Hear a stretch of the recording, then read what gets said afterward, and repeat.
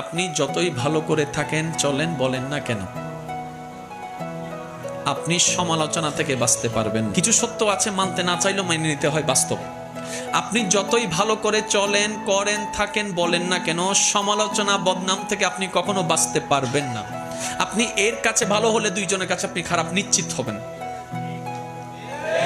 সবার সাথে কখনো ভালো থাকা যায় না, পৃথিবীর সবাইকে খুশি করা যায় না, কিন্তু আমরা বোকার মতো সেই মানুষকে বারবার খুশি করার জন্য চেষ্টা করতেই থাকি, অক্লান্ত পরিশ্রম করতে থাকি। শ্রদ্ধার সাথে বলি, মানুষকে নয়, ওই মানুষের রবকে খুশি করার চেষ্টা করা দরকার।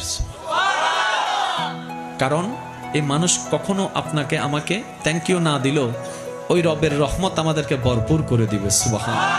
তাহলে সমালোচনা, বদনাম আপনি যদি মনে স্থান দেন, আপনার মন বারবার আঘাতপ্রাপ্ত হবে, কষ্ট পাবে। তাহলে যেই জিনিস আমাকে বারবার আঘাত দিবে সেটা আমার রাখার